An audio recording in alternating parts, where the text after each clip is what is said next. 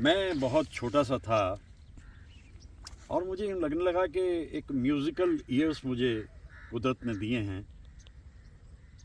मैं पहली बार एक गाने को जब मैंने सुना, ओ दूर के मुसाफिर हमको भी साथ ले ले रे, हमको भी साथ ले ले, हम रह गए अकेले। 5-6 साल की उम्र में इस गीत को मैंने सुना। भाई बड़ी मधुर आवाज़ है, एक झरने की तरह से बहती आवाज़ है। छोटा सा बच्चा था मैं, पहली बार मैंने मोहम्मद रफ़ी साहब के इस गीत को सुना था। और उसके बाद जैसे जैसे मेरी उम्र बढ़ती चली गई तो मैं ये सोचने लगा ये तो एक बहुत ही अद्भुत कलाकार हैं। और थोड़ी उम्र बढ़ी और गीत उनके सुने, और गीत सुनते सुनते मैं ये महसूस करने लगा ये वो कलाकार है जो हर किस्म के गीत गाते हैं। सुख के सब साथी दुख में ना को, मेरे राम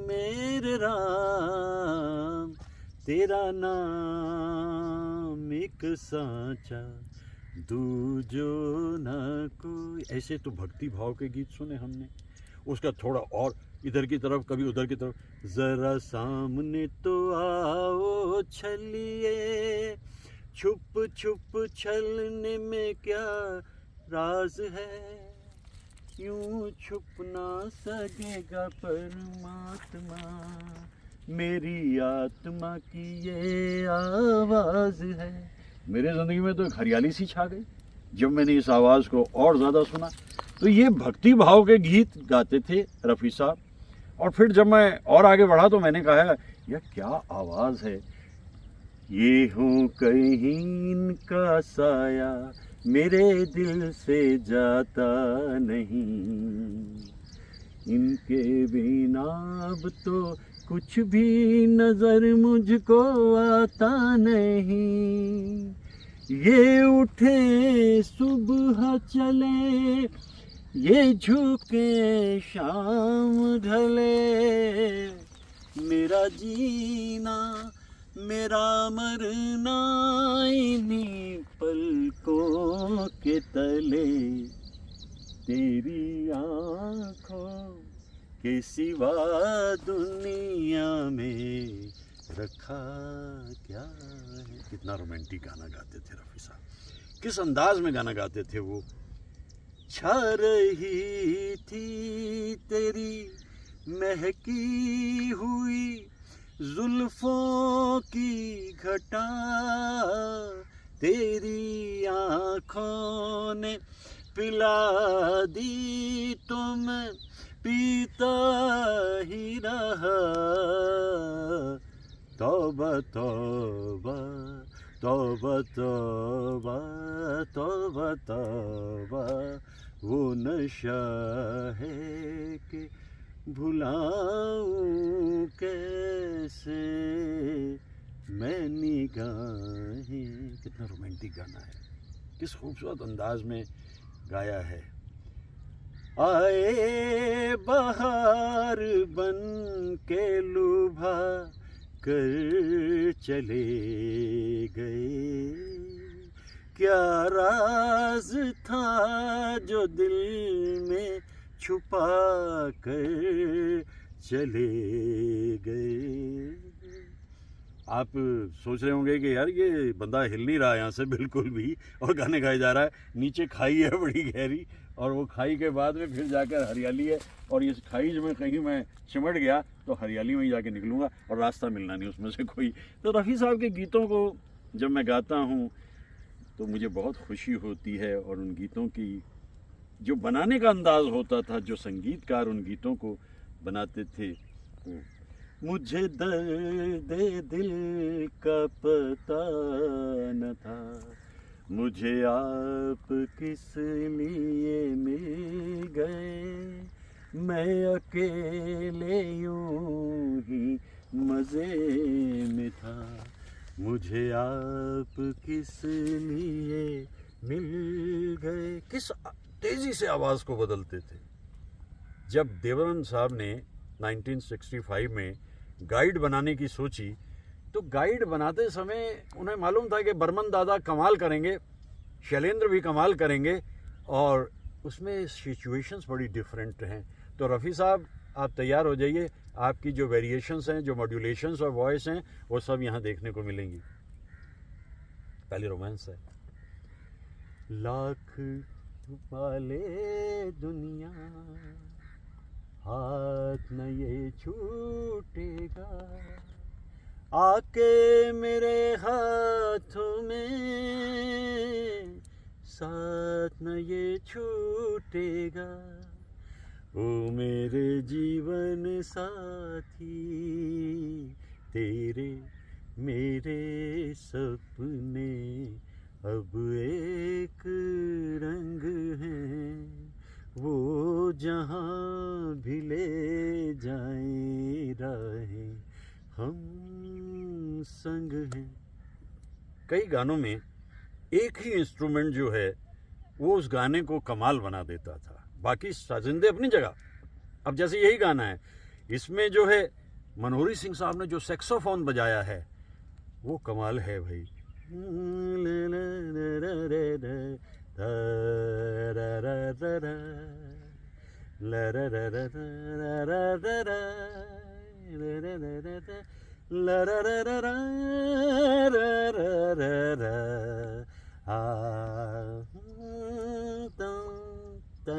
ये मनोहरी सिंह साहब का कमाल है भाई।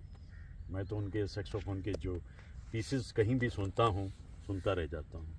अब इसी तरह जैसे भूल सकती नहीं आँखें वो सुहाना मंजर, जब तेरा हुस्न मेरे इश्क से टकराया था, और फिर राह में बिखरे थे हजारों नगमे, मैं वो नगमे तेरी आवाज को दे आया था, साज दिल को उन्हीं गीतों का सहारा दे दे, मेरा खोया हुआ रंगीन नजारा दे दे, मेरी उम्र होगी 10-11 साल की। मैं इस गाने को गाने लग गया। बहुत लंबा गाना है, मैंने रट लिया। शकील बदनी साहब का लिखा हुआ, नौशाद साहब की धुन। एक इंस्ट्रूमेंट बजता था इसमें, तन तन तन तन तन तन तन तन, समझ ही नहीं आया कौन सा इंस्ट्रूमेंट। सारे इंस्ट्रूमेंट तो हम सुन चुके हैं। बाद में पता लगा कि शिव कुमार शर्मा साहब अपने संतूर को लेकर आ गए हैं, और बाद में कितने ही गानों में उन्होंने संतूर बजाया। भाई क्या आवाज़ थी। कल रात जिंदगी से मुलाकात हो गई, लब थर थरा रहे थे मगर बात हो गई। कल रात जिंदगी से मुलाकात हो गई, ऐसा रोमांटिक ही। और दूसरी तरफ फिर ए हुस्न जरा जाग तुझे इश्क जगाए, बदले मेरी तकदीर जो तू होश में आए। कैसे कैसे खूबसूरत गीतों को जब दिल से दिल टकराता है, मत पूछिए क्या हो जाता है। हो जाता तो तब भी कुछ है जब हम रफ़ी साहब के गीतों को गाते रहते हैं। क्या खूबसूरत अंदाज में वो गीत गाते थे। वो दुनिया जहां उसके नक्शे कदम हैं, वहीं मेरी खुशियाँ, वहीं मेरे गम हैं। मुझे ले चलो आज फिर उस गली में जहाँ पहले पहले ये दिल लड़खड़ाया। कैसे ये एहसास जागता था, फिर उसके पीछे मन जैसे भागता था, इन गीतों को और सुनने की ख्वाहिश मन में आती रहती थी। हम इन गीतों को फिर सुनते रहते और एक के बाद एक रफ़ी साहब के गीतों में जो दर्द होता था। अब देखिए, एक तरफ तो साहिर साहब पैगाम दे रहे हैं, बर्बादियों का सोग मनाना फिजूल था, बर्बादियों का जश्न मनाता चला गया, मैं जिंदगी का साथ निभाता चला गया, हर फिक्र को धुएं में उड़ा। ये बहुत ही खूबसूरत मस्ती में गाया हुआ गाना है, लेकिन इसके बाद में जब उदासी की बात आती है, कौन रोता है किसी और की खातिर ए दोस्त, सबको अपनी ही किसी बात पे रोना आया, कभी खुद पे। ये तो रही बात हम दोनों की, लेकिन गाइड में जैसे मैंने आपसे कहा था ना कि तेरे मेरे सपने अब एक रंग है गाया, उसके बाद में देव साहब ने कहा भाई अब यहाँ दो उदास गाने हैं रफ़ी साहब, रोमांटिक तो हो गया ख़त्म, क्योंकि देव साहब इस फिल्म में छाए हुए थे और समझता था कोई और समझे ना समझे रोज़ ही समझ जाएगी, समझ भी कितनी ना समझ निकली। और उसके बाद में क्या से क्या हो गया बेवफा,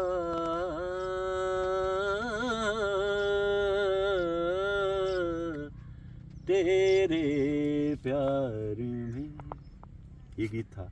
और इसी में गाइड में दिन ढल जाए हाय रात न जाए। भाई ये फिल्म जो है इतनी खूबसूरत अंदाज में बनी, और इस फिल्म के ज़रिए ही मेरी बातचीत देवानंद साहब से होनी शुरू हुई।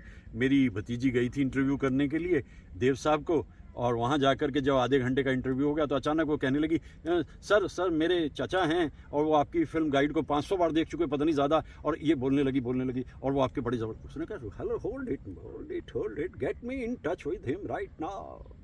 तो उस बच्ची ने फ़ोन मिलाया और मुझे कहा चाचा देव साहब। हाँ, उधर से आवाज़ आई, हेलो रमेश, क्योंकि मेरा नाम बता चुकी थी वो। Hello Ramesh, hello sir, how are you? Fine sir, I heard that you seen my guide 500 times. तो मैं भी उसी तरह से बोलने लगा, sir I think I have stopped counting it, I see it whenever I get time I watch this film, and for me this is the best ever in filmdom, Hindi film. तो जहाँ से ever you come to Bombay you must come to meet me।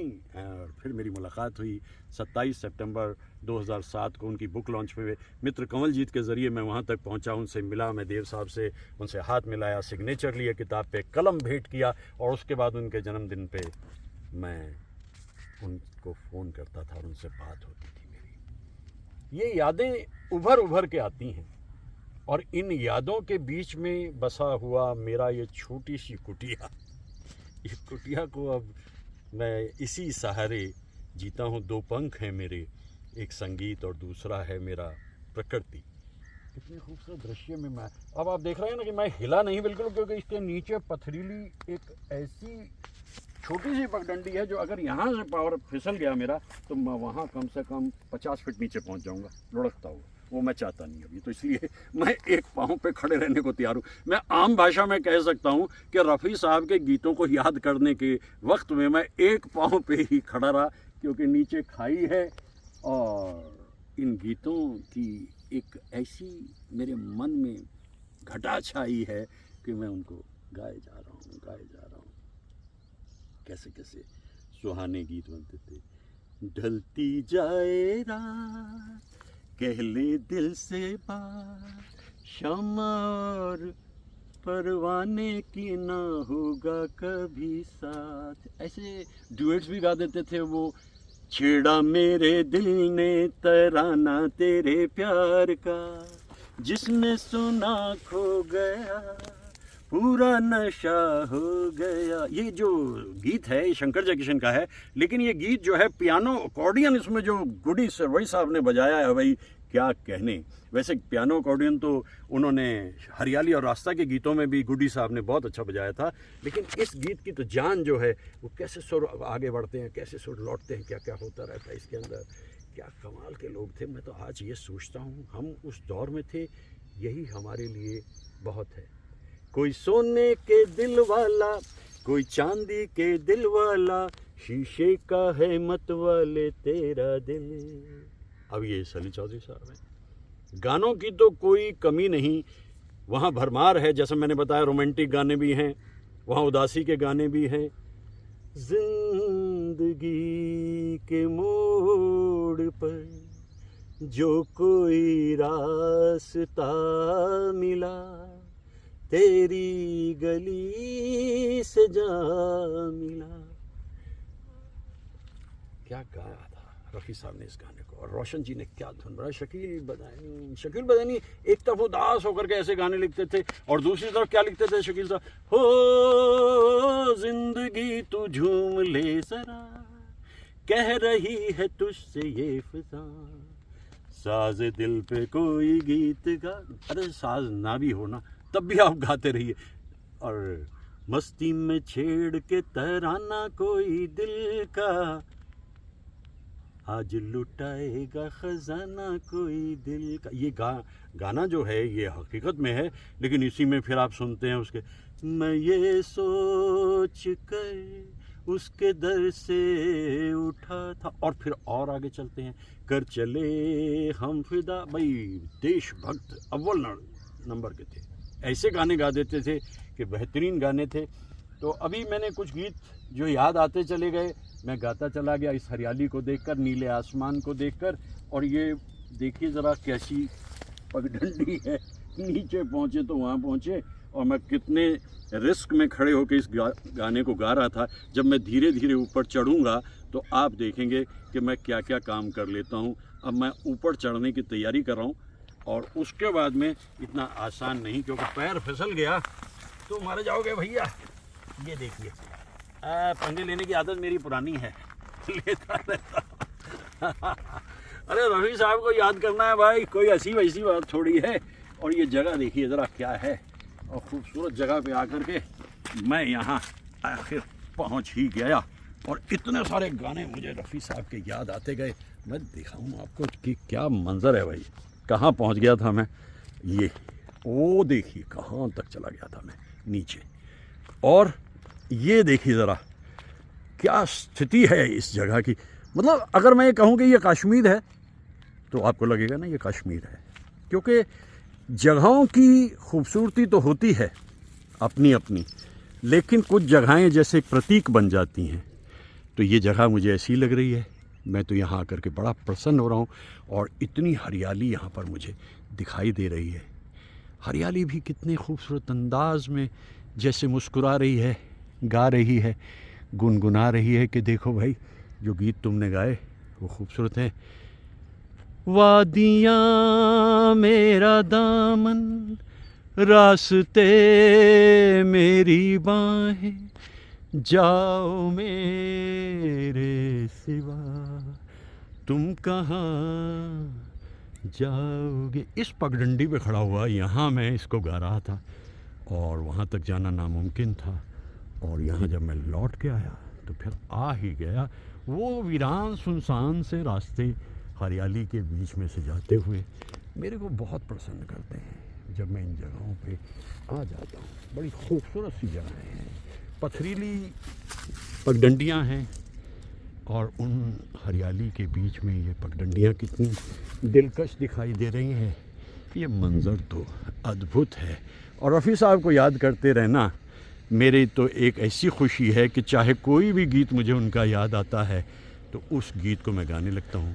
एक पल को मैं आपको दिखा दूँ कि ये बिछौना बिछाया हुआ है प्रकृति ने, सिर्फ कदरदानों की कमी है, लोग सीधे निकल जाते हैं, रुकते नहीं। और जैसे मैंने कहा ना कि मेरे दिल में तो रोमांस बसता है, इसीलिए इन जगहों पे आकर इन जगहों की कदर मैं करने लगता हूँ। पीछे थोड़ी सी छोटी सी पहाड़ियाँ दिखती हैं धुंध में मलबूस, और ये सामने हरियाली, और ये हरियाली के बीच में से छोटी छोटी सी जाती हुई पगडंडियाँ। खूबसूरत समा है, दिलकश जहाँ है। बस जहाँ फिर वक्त मिलेगा फिर गाएंगे, और गाएंगे, खूब गाएंगे, जम के गाएंगे। रफ़ी साहब के गीतों को अद्भुत गीत बनाते थे संगीतकार और गीतकार, और गा देते थे। फिर अदाकारी भी, जो उस ज़माने के एक्टर होते थे वो भी कमाल होते थे।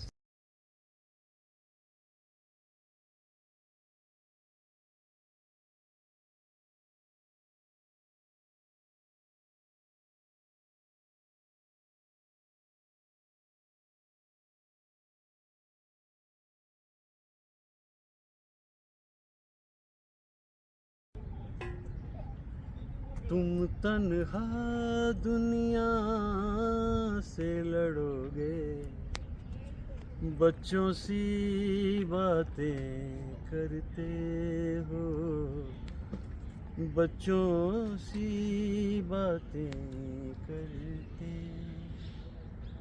बशीर बद्र साहब, ये शेर आपने बहुत ही अच्छे ढंग से लिखा है। और मैं ये सोचता हूँ कि एक ज़माने में तो हम भी यही सोचते थे भाई, कि जो चाहेंगे वो हम कर लेंगे, और ज़रा सा कहीं पे कोई अन्याय हुआ तो उसका सामना करेंगे। न जाने क्या क्या ख्याल थे, ख्वाब थे, ख्वाहिशें थीं, कुछ भी पूरा नहीं हुआ। इस शेर में जो दमखम है वो यही है कि तुम तन्हा दुनिया से लड़ोगे, इम्पॉसिबल, ये हो नहीं सकता बिल्कुल। तो मैं ये सोच रहा हूँ कि जिसका हुनर जितना है उसके हिसाब से उसे मिले, ऐसा होता नहीं। मेरी बड़ी पसंदीदा गायिका है सुमन कल्याण, चाहें तो कह लीजिए सुगंध, लेकिन उनके साथ में वो न्याय हुआ नहीं। वो कह रही थी, एक जगह गा रही थी, न तुम हमें जानो न हम तुम्हें जाने, और एक और जगह गा रही थी, अखियाँ तरसने लगी। और ड्यूएट्स तो उन्होंने सभी के साथ खूबसूरत गाए। तो मुझे उनका एक गीत बड़ा पसंद है, जो ज़्यादा पॉपुलर तो नहीं हुआ, लेकिन उसका मीनिंग बड़ा अच्छा है।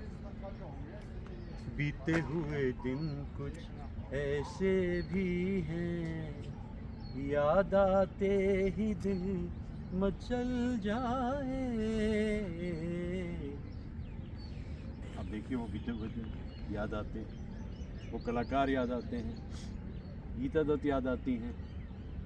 जाएंगे कहाँ सूझता नहीं, चल पड़े मगर रास्ता नहीं, क्या तलाश है कुछ पता नहीं, बुन रहे हैं ख्वाब दम दम, वक्त ने किया। ये सितम तो वक्त का ही है दरअसल, और ये जो वक्त का सितम है इसको सहना पड़ता है, आपके पास उसके अलावा कोई भी चारा नहीं। और कितने खूबसूरत अंदाज में गा रही थी मुबारक बेगम, ये बिजली खाक कर जाएगी तेरे प्यार की दुनिया, न फिर तू जी सकेगा, न तुझको मौत आएगी, कभी तन्हाइयों में हमारी याद आई। आज मुझे याद आ रही है एक ऐसी गायिका लता मंगेशकर जी, जिनके गीतों को तो मैं लगातार ही गाता चला रहा हूँ पिछले दिनों से। इन दिनों कुछ ज़्यादा ही याद आ रहे हैं वो गीत मुझे, और कैसे खूबसूरत बंदा है। मचलती आरज़ूएं खड़ी बाहें पसारे, ओ मेरे साजना रे धड़कता दिल पुकारे। और ये कहीं और गा रही थी, घड़ी घड़ी मेरा दिल धड़के। अब ये दिल का धड़कना जो है और ज़्यादा बढ़ जाता है जब उन कलाकारों को आप याद करते हो। मैं तो याद कर रहा हूँ। बेताब दिल की तमन्ना यही है, तुम्हें चाहेंगे, तुम्हें पूजेंगे, तुम्हें अपना खुदा बनाएंगे।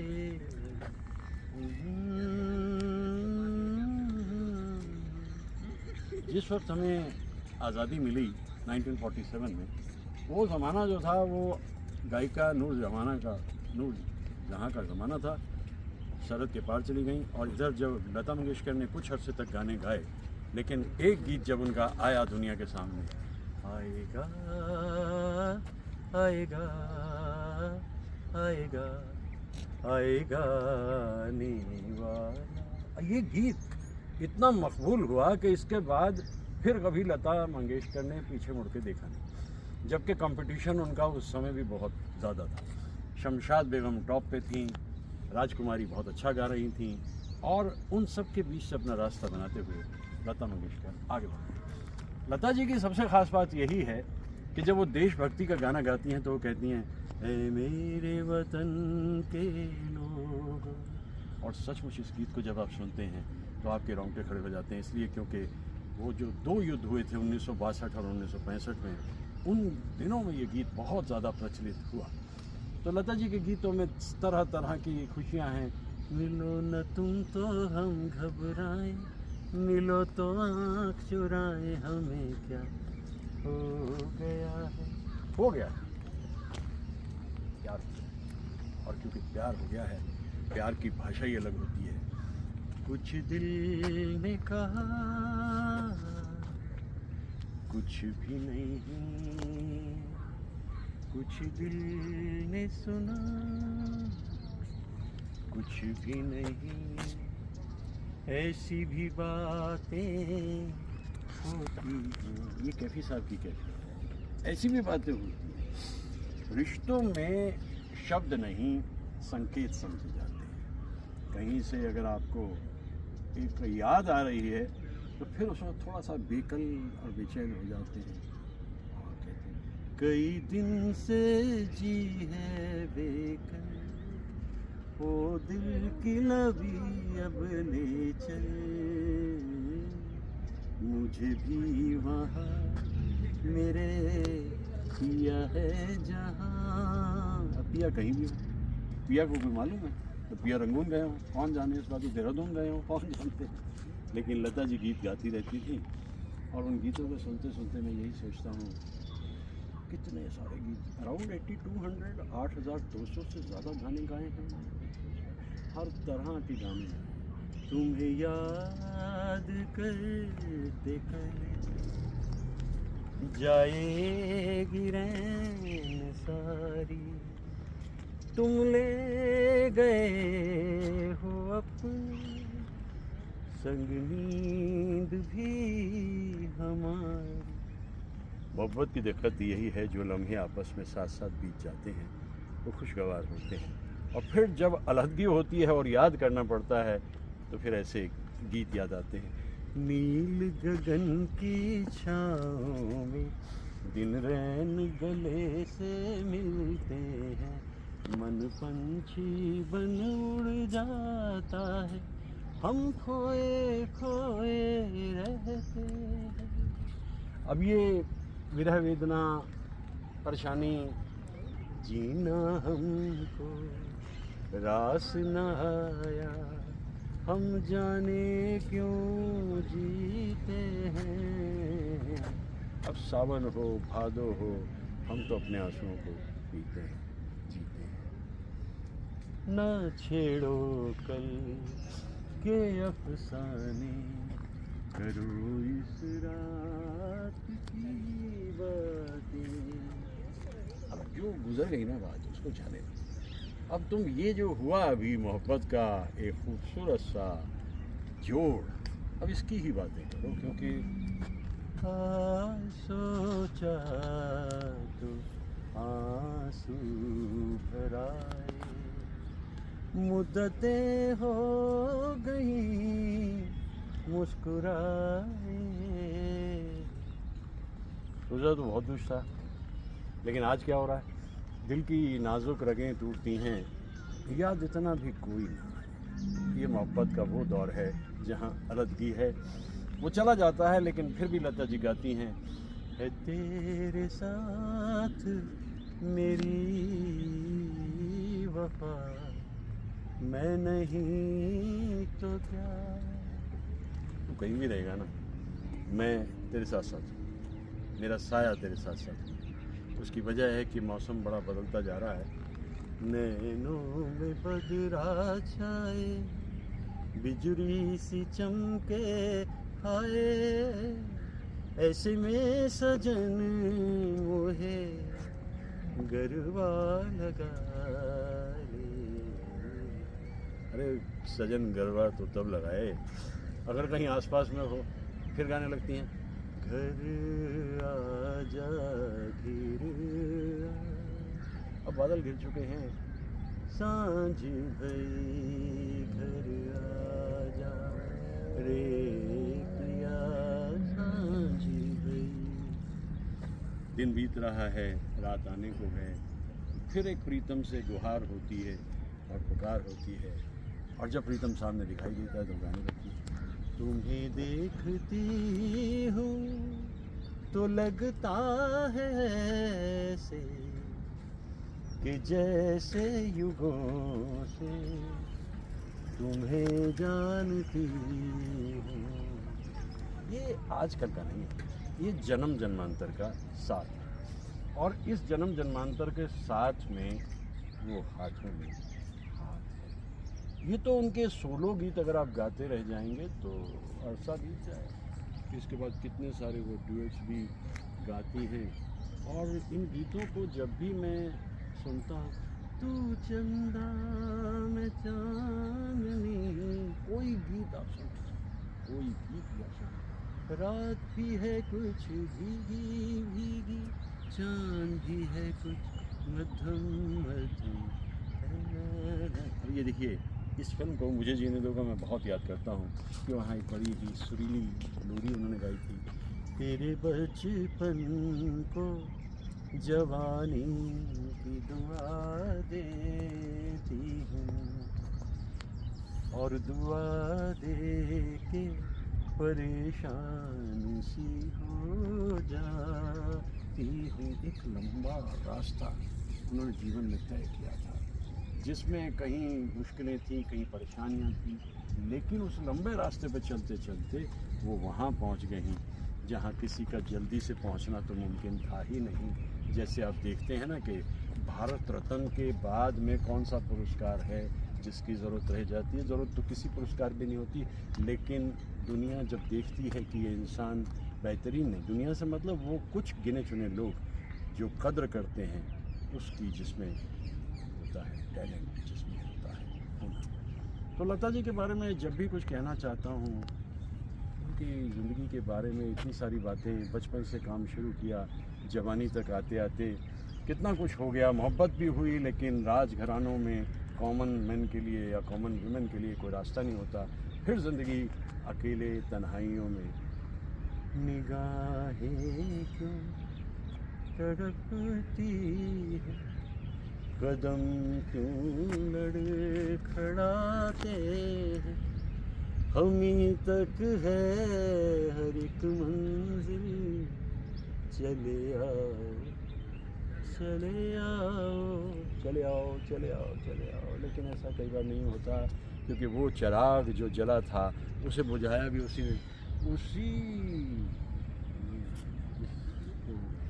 दुनिया में हवा से बचाया। बताइए, ऐसा भी नहीं था। बताइए, तो लता जी की ज़िंदगी के अनेक रूप हैं।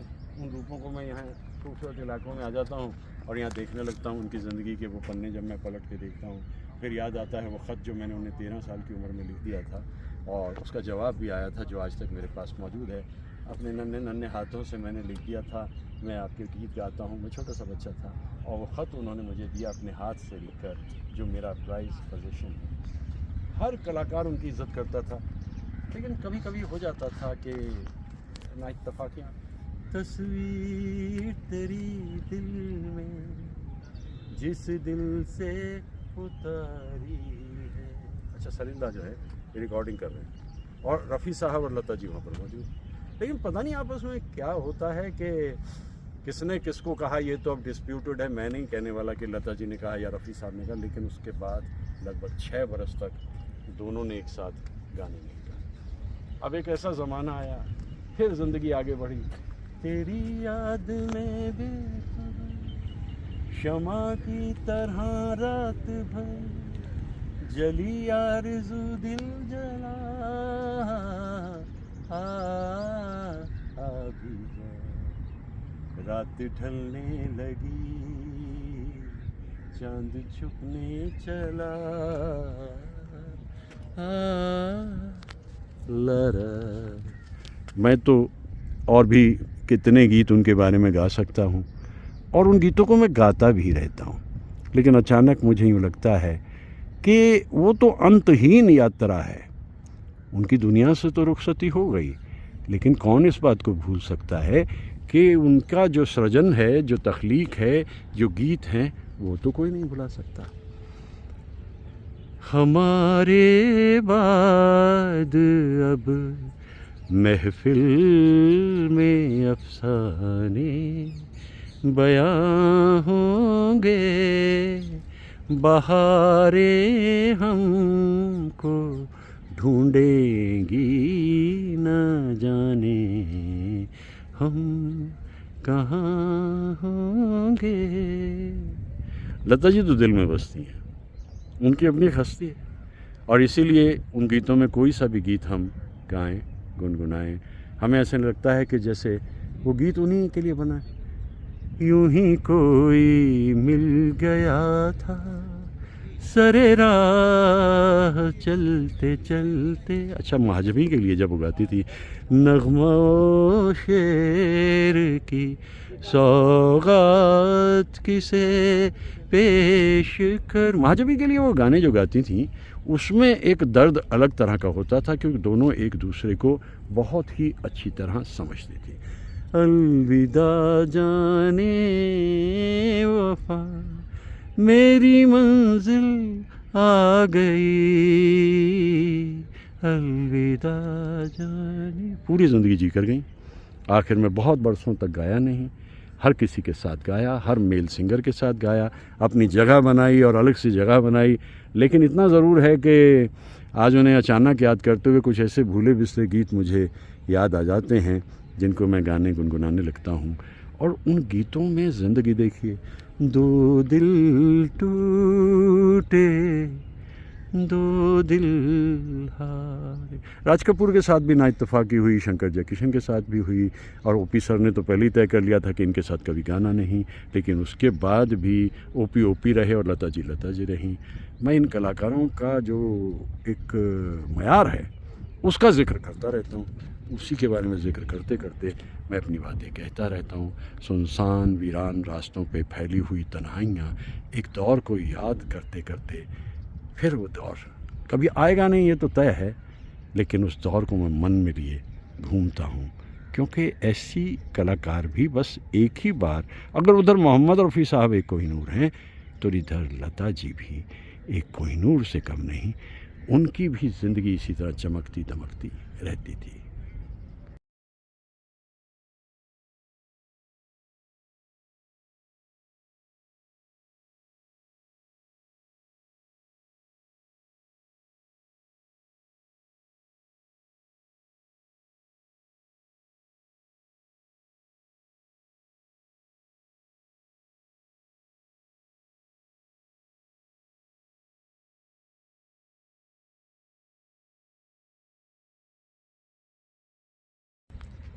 और ये गीत इतने खूबसूरत अंदाज में दादा आपने गाया था, कह लगे अरे मैंने ये गाना लता के साथ गाया था। मैं कहा हाँ दादा, कितने खूबसूरत अंदाज में और क्या रोमांटिक गाना है ये।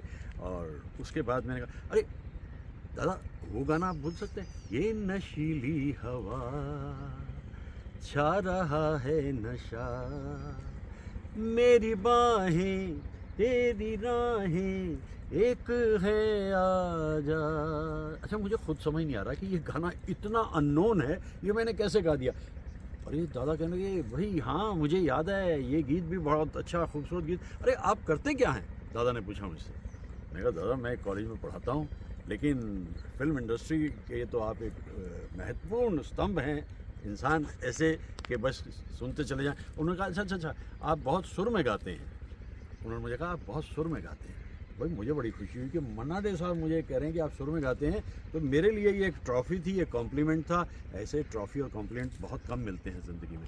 फिर मैं जैसे वो कहने लगे कि आप करते हैं, मैंने जी कॉलेज में पढ़ाता हूँ, और उसके बाद मैंने कहा कि आपके बारे में मैं बहुत गीतों को सुनता रहता हूँ वगैरह, 2-4 बातें और हुई। फिर मैं समझ गया कि राइट टाइम है कि दादा को धन्यवाद करते हुए मैंने कहा दादा बहुत बहुत शुक्रिया आपका, धन्यवाद। कह रहे अरे धन्यवाद धन्यवाद धन्यवाद, आपने मेरे लिए सालगिरह मुबारक कहा। तो यहाँ दादा से मेरी बात हो गई। फिर मैंने उनकी ऑटोबायोग्राफी पर सिग्नेचर लिए, जो सिग्नेचर मेरे आज तक मेरे पास में है। मैं इन कलाकारों को बार बार इसलिए याद करता हूँ, ये बरगद के पेड़ थे और अब ज़माना जो है वो यूकलिप्टिस और पॉपुलर का है।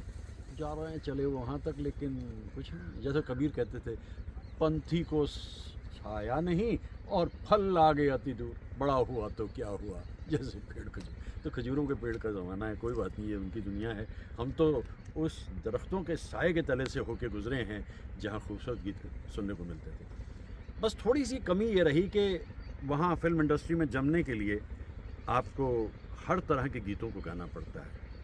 महमूद साहब ने थोड़ा अन्याय किया कि बहुत बेकार किस्म के गीत मन्ना दा को गाने पड़े, मारा गया ब्रह्मचारी और प्यार की आग में ना ना ना, I don't want to talk about दो सॉन्ग्स। लेकिन दादा को गाने पड़े। दादा की जो काबिलियत है वो क्या है? पूछो ना कैसे मैंने रैन बिताई, एक पल जैसे एक युग बीता, युग बीते मोहे नींद न आई। पूछो ना कैसे मैंने रैन बिताई, इत जल दीपक उत मन मेरा, फिर भी न जाए मेरे घर का अंधेरा, भोर भी आस की किरण न लाई। पूछो न कैसे मैंने रैन बिताई। क्या खूबसूरत बर्मन दादा की धुन है। मैं कभी कभी जब सुनता हूँ इस गीत को, बस यही सोचता हूँ मन्ना डे साहब की ज़िंदगी क्या कमाल की ज़िंदगी रही कि जब उन्हें ऐसे गीत दिए जाते थे, मेरा सब कुछ मेरे गीत रे, गीत बिना कौन मेरा मीत रे, मीत संग तोड़े तो थोड़े, मैं न तोड़ूं प्रीत की रीत रे। ये गहरी गीत कैसे खूबसूरत है। तेरे नैना तलाश करे जिसे, वो तेरे अंदर है, वो तुझमें ही है। मैं तो कभी कभी इन गीतों को सुनते हुए ये समझता हूँ कि गीतकार जो होते, चाहे वो शैलेंद्र जी हैं, हसरत जयपुरी हैं, योगेश गौड़ हैं, मजरू साहब, क्या कमाल के गीत, ये तेरे नैना उन्हीं का लिखा हुआ है। और ऐसे गीतों को सुनते सुनते ज़िंदगी कहीं से कहीं। और एक हमारे जो विशेष गीतकार जिन्हें मैं मानता हूँ, कैफी आज़मी साहब, तुम बिन जीवन कैसा जीवन, फूल खिले तो मन मुरझाए, आग लगे जब बरसे सावन, तुम बिन जीवन। संगीतकार, गीतकार और डायरेक्टर, प्रोड्यूसर सब जानते थे कि जो मन्ना दा कर सकते हैं वो वही कर सकते हैं। जिस वक्त ऋषिकेश मुखर्जी बना रहे थे फिल्म आनंद, तो वहाँ योगेश जी को 2 गाने लिखने का मौका मिला।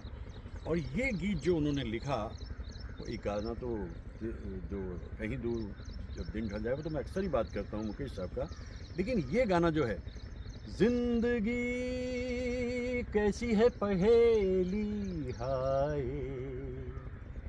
कभी तो हंसाए कभी ये रुलाए। और देखिए वो गीतकार जो होते थे पैगाम देते थे, लेकिन अपनी आवाज़ के ज़रिए उस पैगाम को मन में उतार देते। तुझको चलना होगा, तुझको चलना होगा। पूरा गाना सुन लीजिए, लेकिन आखिर में ये दो शब्द भी आपके मन में उतरे रहते हैं कि तुझको चलना होगा, तुझको चलना होगा।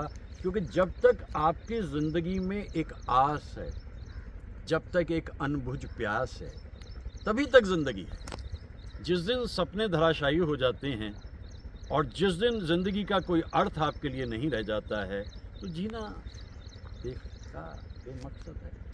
मुझे दुख इस बात का है कि मन्ना दा के आखिरी कुछ दिन बड़ी परेशानी में गुजरे थे और पूरी ज़िंदगी जी कर के वो गए।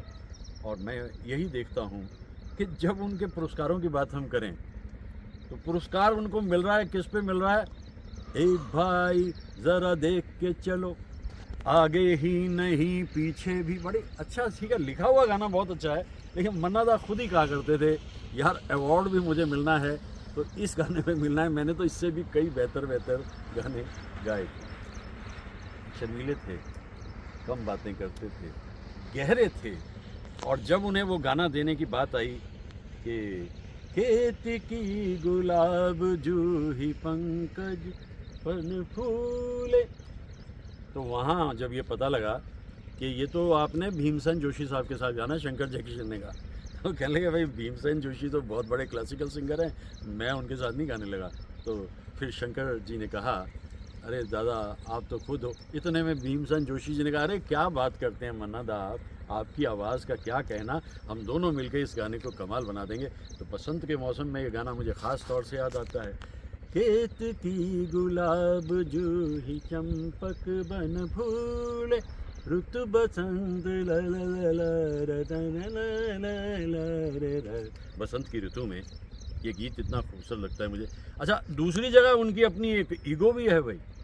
पड़ोसन फिल्म का जो गाना है एक चतुर नार, जब उसमें ये पता लगा कि आखिर में किशोर कुमार आपको हरा देंगे गाने में, अरे ये कैसे हो सकता है, किशोर कैसे मुझे हराएगा गाने पे, तो आरडी ने कहा, पंचम ने कहा दादा वो सिर्फ फिल्म के अंदर है, वरना आपको कौन नहीं जानता, और जो गाने आपके बनाए हुए हैं, जो आपके गाए हुए गाने हैं, उन्हें कौन नहीं जानता।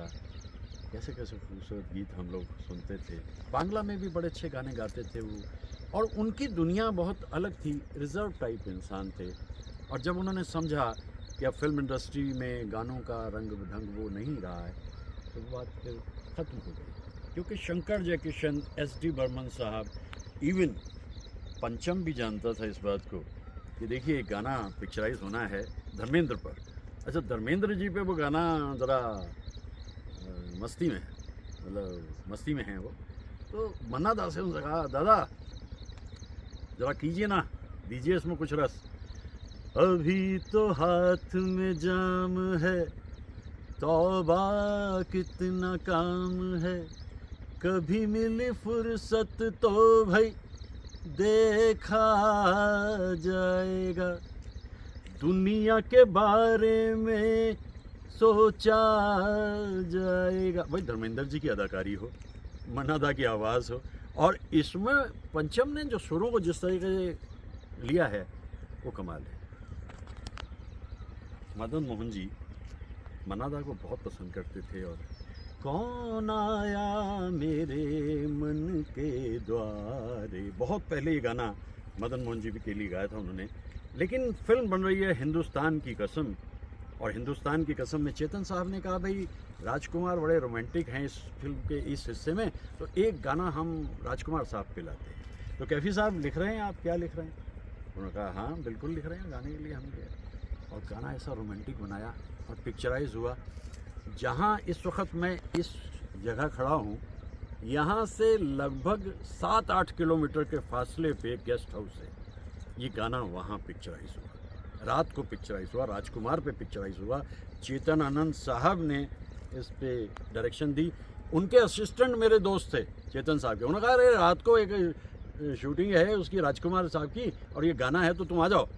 मैं कहा यार उधर से निमंत्रण आया हुआ है, चाय पे बुलाया है, तो नहीं आ सका, वरना देखिए यहाँ से 7-8 किलोमीटर उस गेस्ट हाउस पे गाना हुआ। आप देख रहे हैं सामने नदी भी मौजूद है, तन्हाई भी। हर तरफ अब यही अफसाने हैं, हम तेरी आँखों के दीवाने हैं, हम तेरी आँखों के दीवाने हैं, हर तरफ अब यही अफसाने हैं। मैंने जैसा अभी शुरू में ही कहा था कि ये रोमांस उनकी ज़िंदगी में जो आया वो राज कपूर के ज़रिए आया, क्योंकि राज कपूर ने इतने खूबसूरत गीतों को इस्तेमाल किया उनके लिए। बल्कि श्री 420 में एक मज़ाहिया गीत है और उस मज़ाहिया गीत में शंकर जी ने कमाल कर दिया।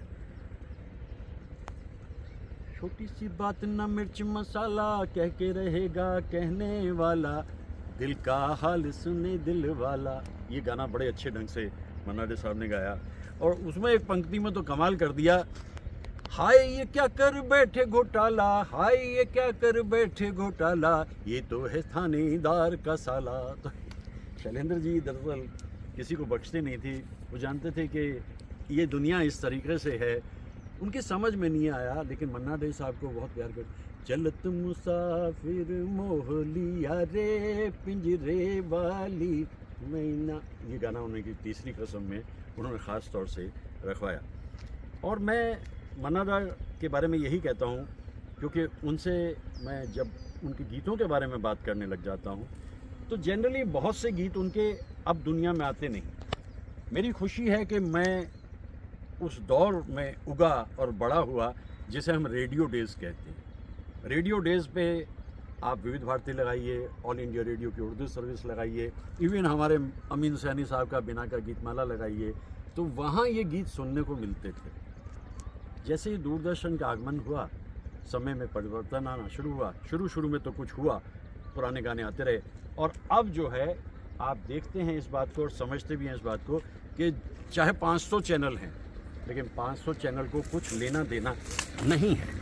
उन्हें कुछ लेना देना नहीं कि भाई क्या है कैसे है। और मैं तो वही सोचता हूँ दुनिया में कितना परिवर्तन हो गया। मैं नीले आसमान को देखने और हरियाली को देखने के थोड़ा नीचे उतरा हूँ।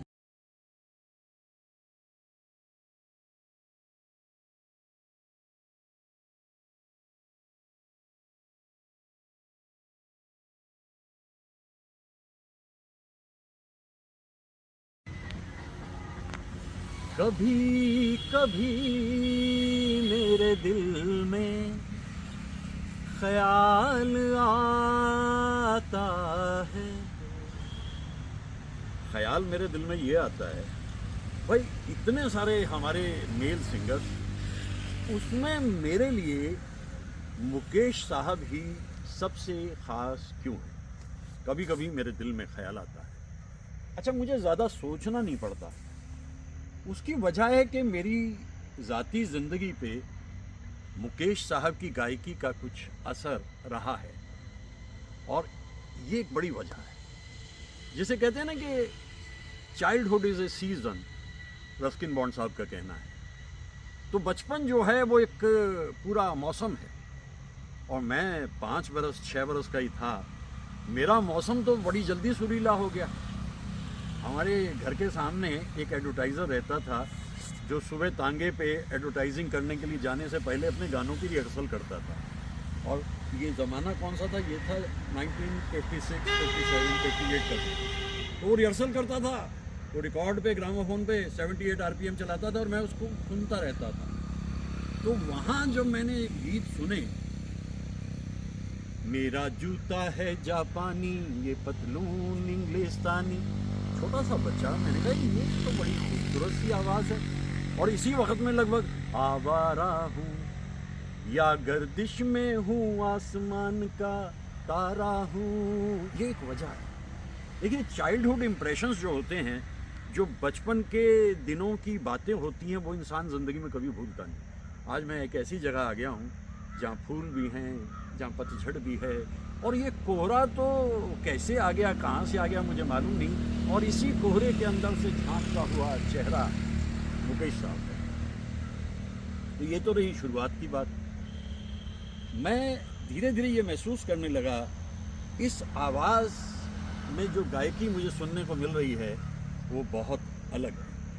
अच्छा, इसके बाद मैं जो मेरे स्कूल डेज थे तो वहाँ मैं पढ़ाई लिखाई से ज़्यादा गाने में इंटरेस्टेड रहता था और अपने स्कूल के लिए पुरस्कार जीत के लाता था। ट्रॉफीज़ बड़ी बड़ी मिलती थी जो स्कूल में रखी जाती थी, एक छोटा सा कप मुझे मिलता था। और हमारे प्रिंसिपल जो थे उस ज़माने में 63, 64 का ज़माना, 65 का, खत्री साहब बहुत ही सज्जन इंसान थे, तो वो बड़ी तारीफ़ करते थे। अगले दिन स्कूल में प्रेयर होती थी और वहाँ ये ट्रॉफ़ी दिखाई जाती थी और उसके बाद कहा जाता था रमेश दत्त एक पुरस्कार और जीत के लाया है और आज स्कूल की छुट्टी। बस ये सुनना था। सर्दी के दिन होते थे, 11 बजे। हमारे स्कूल से लगभग 1 किलोमीटर में 4 सिनेमा हॉल थे, बस हम उसमें पहुंच जाते थे और वहाँ जो भी फिल्म लगी है उसको देखने लगते। तो ये मेरे बचपन की वो बातें हैं जो मैं समय समय पर याद करता रहता हूँ कि ये जो मतलब अगर चाइल्डहुड इज़ ए सीज़न, तो ये जो मेरी एज है ये भी एक सीज़न है, ये भी एक मौसम है, यादों का मौसम। तो उसके बाद मैं स्कूल डेज में जो गाने गाता था, सबसे ज़्यादा मैं मकबूल हुआ ऐ मेरे वतन के लोगों, लता जी का गाया, मैं जहाँ गाता था पुरस्कार मिलता था। और इसके बाद में जो दूसरा गाना मैं गाता था, जो जिससे मिला सीखा हमने, गैरों को भी अपनाया हमने, मतलब के लिए अंधे होकर रोटी को नहीं पूजा हमने, रोटी को नहीं पूजा हमने। अब हम तो क्या सारी दुनिया से कहती है, हम उस देश के वासी हैं, हम उस देश के वासी हैं जिस देश में गंगा बहती है। इस गाने में भी मुझे बहुत पुरस्कार मिलते थे। और यहाँ फिर मुकेश साहब की आवाज़। वक्त और आगे बढ़ा, ये जो हमारा इंटर कॉलेज तक का समय था ये पूरी तरह से बॉयज़ स्कूल था। तो बॉयज़ स्कूल की अपनी एक मनटनी होती है, एक बोर्डम होती है। और जब हम डिग्री कॉलेज में पहुंच गए वही 8 जुलाई और 1968 को, तो वहाँ हमने देखा कि बॉयज़ भी हैं, गर्ल्स भी हैं और वहाँ आपस में बातचीत भी होती है और तरह तरह की बातचीत होती है। तो यूँ लगा कि ज़िंदगी में एक मौसम बदल गया, बड़ा अच्छा लगा मुझे। और जब मैं वहाँ अभी पहले ही बरस में था तो मुझे ये पता लगा कि भाई यहाँ तो बेस्ट सिंगर कंपटीशन भी होता है और बेस्ट सिंगर कंपटीशन में हमें किसकी फ़िक्र थी, हमें किसका डर था। और 1968 का बरस, जो गाना मैं सबसे ज़्यादा गाता था वो गाना जो है वो था हम भी प्यासे हैं ये साथी को बता भी ना सके, सामने जाम था और जाम उठा भी ना सके, काश हम गैर थे महफिल के ना मारे होते। भाई ये गीत मैंने गाया कंपटीशन में, पहली बार मुझे फर्स्ट प्राइज़ मिला, बेस्ट सिंगर का अवार्ड मिला इस गाने पे। फिर मुकेश साहब मौजूद हैं। तो अब इसमें नतीजा ये निकलता है कि कॉलेज में तो हर साल ही बेस्ट सिंगर होता था, पढ़ाई लिखाई से अपना ज़्यादा वास्ता नहीं था, टोटल फोकस अपना गानों पे रहता था। और 4 साल मैं कॉलेज में रहा और चारों साल मुझे बेस्ट सिंगर अवार्ड मिला और सारे ही गाने मुकेश साहब के थे। गाने बदलते रहते थे, गाता रहता। मैं मुकेश साहब को इसलिए भी याद करता हूँ, अंतर में कहीं मेरे वो पूरी तरह से उतर चुके। अब और थोड़ा सा हम जिंदगी में आगे बढ़े, मैं पहले ही बताता चलूँ कि हमारा जो छोटा सा शहर सहारनपुर है, उसमें उस ज़माने में कोई ऐसा नहीं था कि बड़े बड़े आपको फंक्शंस मिलते हों। हाँ, छोटी छोटी महफिलें हम जमा लेते थे और शिकले का ऑर्केस्ट्रा होता था, तो कभी कभी मंच के ऊपर शिकले मौजूद है। शिकले बहुत वेलकम, बहुत कमाल का गिटारिस्ट था, उस ऑर्केस्ट्रा पे मैं गाने गा लेता था। और इसके अलावा 3 मंच ऐसे थे जहाँ मुझे लगभग कई बार गाने का मौका मिलता था। उसमें एक तो हमारे मित्र कमलजीत सिंह, उनके आशियाने पे महफिल जमती थी। दूसरी हमारे अरुण किशोर साहब और महेंद्र किशोर साहब, उनके यहाँ महफिल जमती थी। और तीसरे हमारे जो लाल परिवार है, जिसमें मेरी मनोज लाल से दोस्ती हुई, फिर मेरी आलोक लाल साहब से दोस्ती हुई, और वहाँ भी शाम को हम कभी कभी बैठते थे, तो ये जो परिवार है ये बहुत ही कल्चर्ड परिवार और हर संगीत के हर पहलू को समझने वाला परिवार, क्योंकि सुबोध साहब तो अपनी जगह बना चुके थे और अशोक साहब भी, तो हम वहाँ बैठ कर के गाने गाते थे। तो वहाँ पे मुझे मेरे जो मनोज मेरे दोस्त मुझे कह देते थे, अरे रमेश तुमने वो यार वो सुना दो, ओरे ताल मिले नदी के जल पर। तो मेरी जो सामाजिक एक प्रतिष्ठा है उसमें मुकेश साहब का बड़ा योगदान था। अब समय बीतता चला जा रहा है, बीतता चला जा रहा है, इतने में बरस आ गया। मैं एक इंतज़ार कर रहा था बड़े दिन के आने की, क्योंकि गाने मैंने ऑलरेडी सुनने शुरू कर दिए थे और वो बड़ा दिन आया 18 दिसंबर 1970। 18 दिसंबर 1970 18 दिसंबर 1970 को राज कपूर की ज़िंदगी का सबसे बड़ा ख्वाब मेरा नाम जोकर रिलीज़ हुई। उसके गाने तो हम लोग पहले ही सुनने लग गए थे और मैं एक गीत तो बहुत ही गाता था। और उन्हीं दिनों एक रिसेप्शन था, किसी की रुखसती हो रही थी, तो वहाँ हमने अपना गाना गा दिया। रुखसती हो रही थी, क्या मतलब रुखसती हो रही थी, तो हमने गा दिया वहाँ पर जाकर। इस दिल के आशियाँ में अब उनके ख्याल रह गए, तोड़ के दिल वो चल दिए, हम फिर अकेले रह गए। जाने कहाँ गए वो दिन, कहते थे तेरी राह में नजरों को हम। अच्छा, ये गाना जो है ये मेरा करियर भी बदल सकता था, लेकिन ऐसा हुआ नहीं, क्योंकि वो ज़माना ये था कि हमारे यहाँ रेडियो के जो कलाकार होते थे, ऑल इंडिया रेडियो के कलाकार, उनको म्यूज़िक कॉन्फ्रेंस में बुला लिया जाता था। तो वो वहाँ पे आए, एक प्रोग्राम हो रहा था और उन्होंने अपने अपने गाने गाए और वहाँ मैंने ये गाना गाया, जाने कहाँ गए। तो भाई वो जो वहाँ से सिंगर्स आई थी, क्या नाम था, रजनी और इस तरह से कुछ और सिंगर्स थे, तो उन लोगों ने कहा भाई आपने इतने खूबसूरत अंदाज में इस गाने को गाया, तो आप यहाँ से बाहर निकलो और निकल के जगह बनाओ अपनी। नहीं भाई, मैं अभी कॉलेज नहीं छोड़ सकता, क्योंकि उस ज़माने में मैं एम इंग्लिश कर रहा था, तो मैंने कहा मैं अभी नहीं जा सकता, लेकिन आप लोग मेरी इतनी तारीफ़ कर रही हो। तो फिर एक बार मुकेश साहब, इसी बीच में एक और रुखसती का वक्त आ गया। पता चला कि ये रुखसती जो है ये परमानेंट है कॉलेज से। दुख तो हुआ, मन पे वज़न था। और फिर बेस्ट सिंगर कंपटीशन, तो बेस्ट सिंगर कंपटीशन में मुकेश साहब थे। पीस बन बन के सदा देती है क्यों याद तेरी, एक मुहब्बत के सिवा मेरी खता है। मैं किसे अपना कहूँ आज मेरा हो। ये गाना मैंने गाया, फिर मुझे पुरस्कार मिला। अच्छा, उस ज़माने में मैं मतलब क्या कहूँ कि इतनी कमिटमेंट थी मेरी मुकेश साहब के लिए, और मैं गाता रहता था उन गानों को।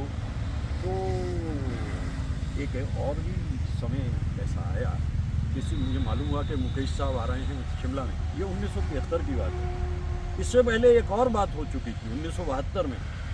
कॉलेज में टेबल टेनिस टूर्नामेंट होते थे और उसमें अलग अलग राज्यों से लोग आते थे, पंजाब से, हरियाणा से, दिल्ली से, और हमारे कॉलेज में होते थे ये टूर्नामेंट। तो 4-5 दिन टूर्नामेंट चलता था और आखिरी दिन जो है वहाँ डिनर किया जाता था महेंद्र किशोर जी और उनकी किशोर जी के आश्रम, और वहाँ गाने भी हुए थे। तो वहाँ फिर अपना को बुलाया जाता है, भाई ये आप, वैसे हम फंक्शन में भी रहते थे, उन टूर्नामेंट में भी टेबल टेनिस के कैप्टन भी रहे एक ज़माने में, लेकिन गाने के लिए कहा। अच्छा, उस ज़माने में गाने के लिए कोई कहता था तो हम मना नहीं करते थे, भाई अच्छा ही लगता था कोई कह रहा। और मैंने गाना गाया वहाँ पर, क्योंकि वहाँ उस ज़माने के जितने इम्पोर्टेंट प्लेयर्स थे वो भी थे और कुछ और सोशल सर्कल के लोग आए हुए थे। मैंने गाना गाया, मैं ये भूल जाऊंगा जिंदगी कभी मुस्कुराई थी प्यार में, मैं ये भूल जाऊंगा मेरा दिल कभी दिल उठा था बहार में, मैं वो गुल हूँ जो ना खिला कभी मुझे क्यों न शाख से तोड़ दो, मुझे क्यों न शाख से तोड़ दो, मुझे तुमसे कुछ भी ना चाह। मैं गाते गाते महसूस कर रहा था कि उस दिन जो लड़की चैंपियन बनी थी, क्या नाम था, समथिंग लगता है, तो वो उसकी आंखों से आंसू बह रहे थे। मुझे बड़ा ताज्जुब हुआ और मैं बड़ा मन में अच्छा भी लगा कि ये तो अगर कहीं से टीयर्स आ रहे हैं, आंसू आ रहे हैं, तो वो तो सबसे बड़ा आपके लिए अवार्ड है। तो जब प्रोग्राम ख़त्म हुआ तो इधर उधर गए, फिर मैंने उनसे पूछा कि मोहतरमा ऐसा क्या है आपको गाते सुनते सुनते जो है इस तरीके से लगने लग गया और आप इस तरह से क्या हुआ? कहती पता नहीं, मुझे मालूम नहीं, आपने बड़े दिल से गाया और ये गाना दिल तक पहुंचा, शायद इसी वजह से आंसू निकल गए। तो मैं यही सोच रहा हूँ कि मुकेश साहब के गानों ने हर जगह मुझे जगह दिलाई। अब रह गई बात सिर्फ एक, मुकेश साहब से मुलाकात हो कैसे। मित्र कमलजीत तो पहुंच चुके थे फिल्म इंडस्ट्री में, 1971 से 1973 तक पूना इंस्टीट्यूट में कोर्स किया, हम वहाँ भी गए, वहाँ भी हम मुकेश साहब के गाने गाते थे, हम गेस्ट थे कमलजीत साहब के। और उसके बाद में अब प्रश्न ये उठा कि भाई अब वो फिल्म्स में भी आ गए 73 के बाद कमलजीत, मालूम हुआ कि शिमला में मुकेश साहब आ रहे हैं समर फेस्टिवल में। तो मैंने कहा भाई ठीक है, कोई बात नहीं, देखो कोशिश करते हैं। मैं तो 15 दिन पहले ही शिमला पहुंच गया। हमारी एक आंटी वहाँ रहती थी जिनसे काफ़ी अर्से से मिलना जुलना नहीं हुआ था, बुज़ुर्ग थी, तो वहाँ जाके अपना डेरा रख दिया। और उसके बाद में फिर वो दिन, जब उस बीच में दिन बहुत सारे थे, तो वो जो स्टूडेंट्स थे वहाँ यूनिवर्सिटी के, वो मेरे बड़े दीवाने हो गए थे, क्योंकि वो जानते थे कि मैं मुकेश साहब के गाने गाता हूँ। तो घरों पे महफिलें सजने लग गई थी। एक घर पे हम गए तो उन्होंने कहा भाई ये यहाँ की बहुत अच्छी सिंगर है, आज उसने बुलाया है कि आइए उसके घर पर बैठ के गाने गाते हैं। मैंने कहा चलो। तो जब हम उनके घर पे गए तो मोहतरमा बहुत खूबसूरत भी थी, हसीन भी थी, गाती भी होंगी, अच्छा उन्होंने गाना शुरू कर दिया और गाया। मैंने कहा भाई वाकई मानना पड़ेगा, बहुत खूबसूरत आवाज़ है और गाती बड़ा अच्छा। तो अब मेरे जो दोस्त थे बाकी, उन्होंने कहा कि भाई आप रमेश से गाना सुनते हैं। तो रमेश को कहा गया, मतलब मुझे कहा गया गाने के लिए। तो मैं जैसे ही गाने के लिए तैयार हुआ, क्योंकि वो होस्ट थी, तो कहने लगी आप लोग सुनिए, मैं ज़रा तैयारी करती हूँ, आगे इधर उधर अपना आप लोग चाय वाय का इंतजाम करते हो। आप भाई यहाँ तो हो गई बेइज्जती कि गायक गाने को तैयार है, मोहतरमा कह रही है कि मैं अभी आई। तो हमने क्या तान लगाई, दिल से तुझको बेदिली है, मुझको है दिल का गुरूर, तू ये माने के न माने, लोग मानेंगे जरूर, ये मेरा दीवानापन है। भाई मैं देखो क्या बताऊं आपसे, आवाज़ की कशिश थी या मुकेश साहब का आशीर्वाद था, वो जिस तरह से उठी थी उसी तरह आई और आकर के बैठ गई और उन्होंने पूरा गाना सुना। और पूरा गाना सुनने के बाद में वो बहुत मेरी तारीफ़ करने लगी। तो मैंने उनसे यही कहा कि मोहतरमा आप बहुत अच्छी सिंगर हैं, बहुत बड़ी सिंगर हैं, लेकिन किसी भी गायक के लिए ये ज़रूर होना चाहिए कि आप उसकी पजीराई तो करें, कम से कम कि वो गा रहा है तो उसको सम्मान, उसने अपनी गलती को माना। तो यहाँ फिर मुकेश साहब मौजूद है। मैं मुकेश साहब के गानों को गाता चला गया, समय बीतता चला गया, और आज भी मैं उनके कितने ही सारे गीतों को याद करता हूँ। और याद करते करते अरे मैं इसी तरह गाते और मुकेश साहब से याद करते करते वो दिन आ गया। मुकेश साहब के वो स्कैंडल पॉइंट जो बड़ा सा मैदान है, रिज भी कहते हैं जिसे, वहाँ शाम से ही तैयारी शुरू होने लगी। और आखिर मुकेश साहब को देखा मैंने आकर के, वो पहली पंक्ति में बैठे और जैसे सलाह मशवरे देने लगे हैं कि ये करो वो करो, तो मैं उनके पास गया और जाकर के मैंने, क्योंकि इस बीच में मेरे दोस्तों ने मुझे कहा देख भाई हमने तेरी बहुत सपोर्ट करी है, तू अब तू हमारे लिए ऑटोग्राफ लेके आ। तो 5 या 6 ऑटोग्राफ बुक होंगी और मैं लेके उनके पास में पहुंच गया। और जब मैंने मुकेश साहब की तरफ नमस्कार, अरे मेरे का ऑटो, मैंने कहा अरे मैं ज़रा सा ये कर लूँ, इसके बाद में आप प्रोग्राम खत्म होगा तो आप आना, मैं सारे ऑटोग्राफ कर दूँगा मुकेश साहब। वो देखिए सामने से वो झाँक रहे हैं मेरे दोस्त खड़े हुए, और नहीं अगर ऑटोग्राफ दिए तो थोड़ा सा मुश्किल हो जाएगी। कह नहीं नहीं कोई बात नहीं, कोई बात नहीं, मैं भी करता हूँ। उन्होंने सब पे कर दिया मुकेश साहब, और मेरे पास तो कोई ऑटोग्राफ थी नहीं। मैंने बाद में आके उन्हें ख़त लिखा, लेकिन एक चलते चलते मैंने और बात कही मुकेश साहब से, मुकेश साहब आज मैं जो भी रिक्वेस्ट आपसे करूँ, वो देखिए सेंटर में जो पहली पंक्ति में सीट पर रुमाल रखा है ना, वो मेरा है, और वहाँ से आपका फासला मुश्किल से 7-8 फीट का होगा जब आप गा रहे होंगे।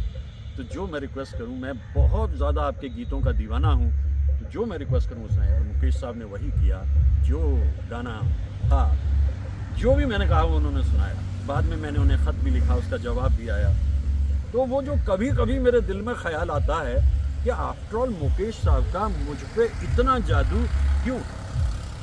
भाई वो दर्द की एक ऐसी दास्तान है, मुकेश साहब के गीतों की एक ऐसी लड़ी है कि उन गीतों को गाते गाते हम बड़े हुए, बचपन से लेके जवानी पे आए, जवानी से बुजुर्गी में आ गए। अब तो कुछ ऐसी बात है नहीं, क्योंकि अब मैं जब भी कहीं गाने होते हैं और गाना होता है मुझे, तो हम याद करते रहते हैं उन कलाकारों को। यूट्यूब के ज़रिए एक अच्छी मुझे खुशी ये मिली कि मैं अपने वहाँ पर वीडियो डाल देता हूँ बनाकर। 1150 वीडियो मेरे यूट्यूब पर मौजूद हैं, जिसमें ट्रैवलिंग भी है, जिसमें फिल्म भी हैं, लेकिन 50s और 60s का सिनेमा ओनली, और वो कला। भाई बड़ा लुत्फ़ आता है जब मैं उस दौर को याद करता हूँ, और इन गीतों को देखते देखते मुझे बड़ी खुशी ये भी होती है। हाँ, इसी बीच में ये भी हुआ था कि 1968 में एक स्कूल की तरफ से मुझे एज सिंगर, भाई देखो वहाँ पे हम जा रहे हैं एक जगह पिकनिक पे, तो तुम हमारे साथ चलो। तो वो टीचर्स और हम सब वहाँ पर पहुँचे, तो वहाँ एक गर्ल्स कॉलेज का आया हुआ था टूर, और वहाँ पर गाने बजाने होने लगे। तो वहाँ हमने भाई गाना गा दिया, अपना वक्त करता जो वफा का ज़माना था वही हम गा दिया, और वहाँ भी बड़ी अच्छी शोहरत मिली, इज़्ज़त मिली। और ये मैं पहले ही बता चुका हूँ कि 1976 में जब मैं कॉलेज में पढ़ाने गया गर्ल्स कॉलेज में, और 77 में जब मैं वहाँ से 13 महीने बाद आ रहा था, तो तब मुझे जो फंक्शन किया तो वहाँ मैंने गाना गाया था। गाना क्या, गज़ल गाई थी। अशियार मेरे यूं तो ज़माने के लिए हैं, कुछ शेर फ़कत उनको सुनाने। अब किसको सुनाने के लिए ये मालूम नहीं, लेकिन ज़िंदगी बड़े खूबसूरत दौर में बीती है। उसकी एक वजह है कि आज भी दिल में मेरे रोमांस बसता है।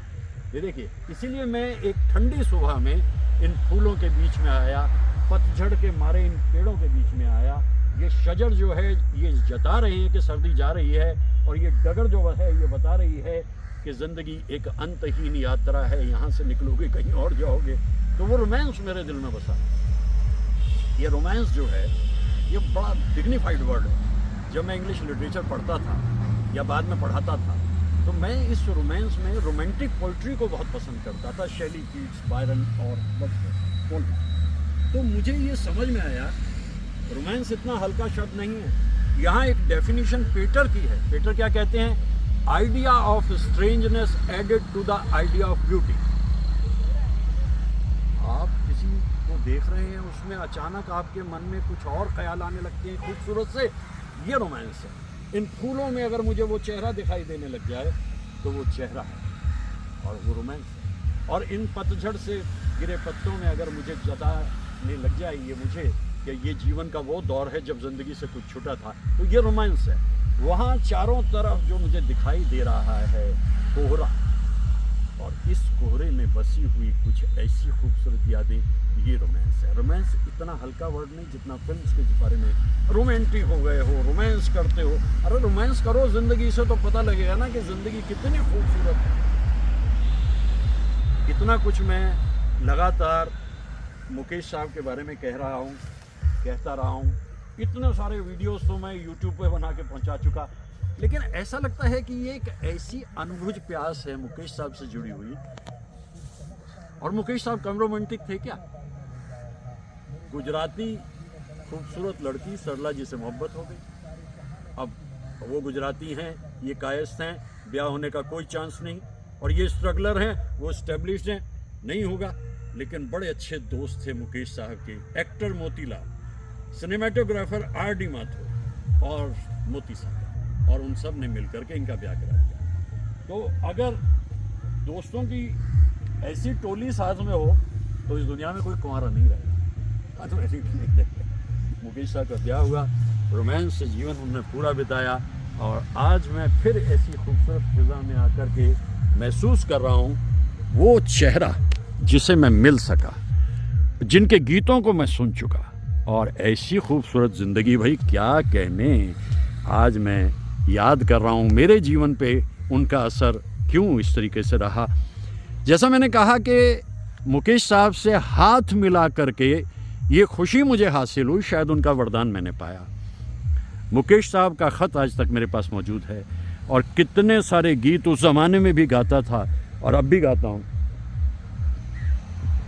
जी करता है उड़कर आऊं, सामने बैठूं और दोहराऊं, तुम जो हमारे मीत न होते, गीत ये मेरे गीत न होते, हंस के जो इनमें रंग न भरते, ख्वाब ये मेरे ख्वाब न होते, तुम जो हमारे।